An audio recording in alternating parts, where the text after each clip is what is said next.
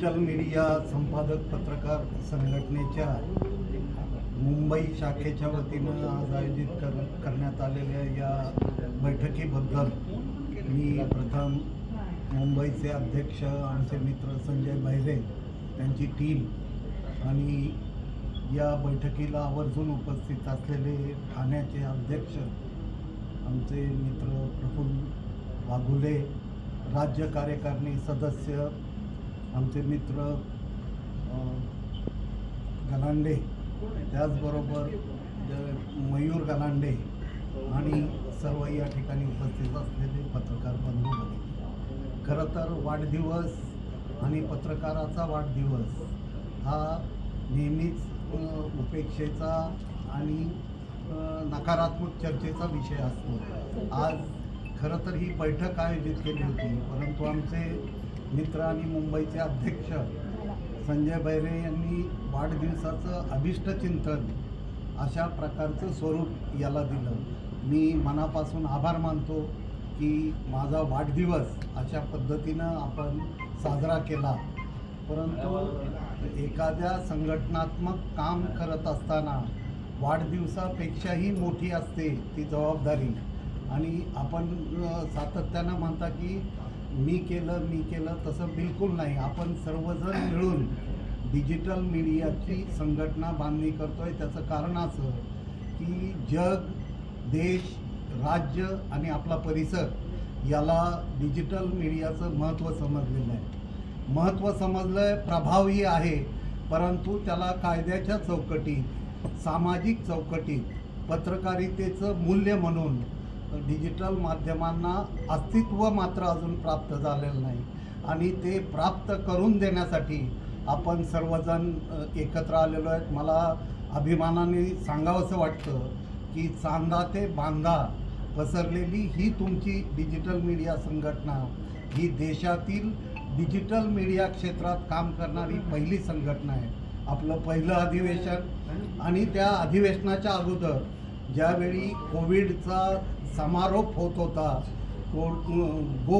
Covid असं आपण म्हणत होतो, त्या काळात राज्यातल्या 40 कोविड योद्ध्यांचा पुरस्कार देऊन आपण सह्याद्री अतिथीगृहावर केला होता। मला सांगायला आनंद वाटतो की त्या कार्यक्रमाला तत्कालीन उपमुख्यमंत्री अजितदादा पवार यांना आपण निमंत्रित केलेलं होतं। सह्याद्री अतिथीगृहावर त्या पुरस्कार प्राप्त व्यक्तिमत्वांची नावंही तशी दिग्गज होती की तात्याराव लहानेंपासून कोविड काळात ऑक्सिजन सिलेंडर वाहतुकीसाठी तब्बल 600 ट्रक्स देणारे नागपूरचे प्यारे खान, अशी दिग्गज 40 लोकांची यादी होती। अजितदादा त्या कार्यक्रमाला येणार होते, परंतु त्या कार्यक्रमाला दिवशीच नेमका त्यांना टेम्परेचर आलं आणि तो काळ हा क्वारंटाईन होण्याचा होता। त्यामुळं त्या दिवशी त्यांनी आपले प्रतिनिधी म्हणून राज्याचे आरोग्यमंत्री राजेश टोपे यांना पाठवलं होतं आणि वैद्यकीय शिक्षण मंत्री अमित देशमुख हे त्या कार्यक्रमाला उपस्थित होते।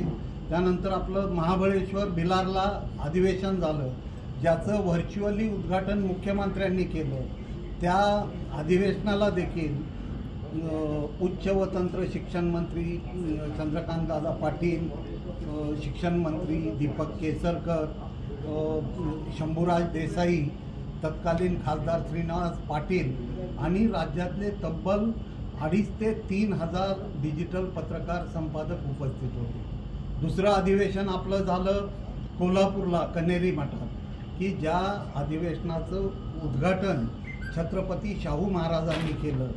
त्याही अधिवेशनाच्या उद्घाटन सोहळ्याला चंद्रकांत दादा पाटील हे उपस्थित होतेच, त्याशिवाय खासदार महाडिक, खासदार माने आणि त्या भागातील वेगवेगळ्या क्षेत्रातील मान्यवर मंडळी उपस्थित होती। त्या अधिवेशनाचं वैशिष्ट्य ठरलं ती अजितदादांची प्रकट मुलाखत। ती मुलाखत घेतली होती सिने निर्माते, दिग्दर्शक, कलावंत गिरीश कुलकर्णी यांनी आणि ती मुलाखत गाजली। आता मला आवर्जून सांगितलं पाहिजे की येत्या 6 एप्रिलला आपलं सावंतवाडी या ठिकाणी अधिवेशन होतं आणि त्याचे स्वागताध्यक्ष मंत्री नितेश राणे आहेत.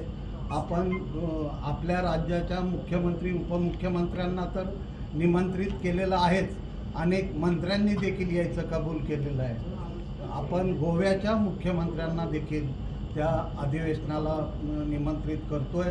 तर ही सगळी वाटचाल सांगायचं कारण असं की वाढदिवसाचं निमित्त असलं तरी आपल्या प्रश्नाची तीव्रता ही मुंबईतल्या डिजिटल पत्रकार संपादकांना समजली पाहिजे, या उद्देशानं मी आजच्या या सोहळ्यात सहभागी झालेलो आहे.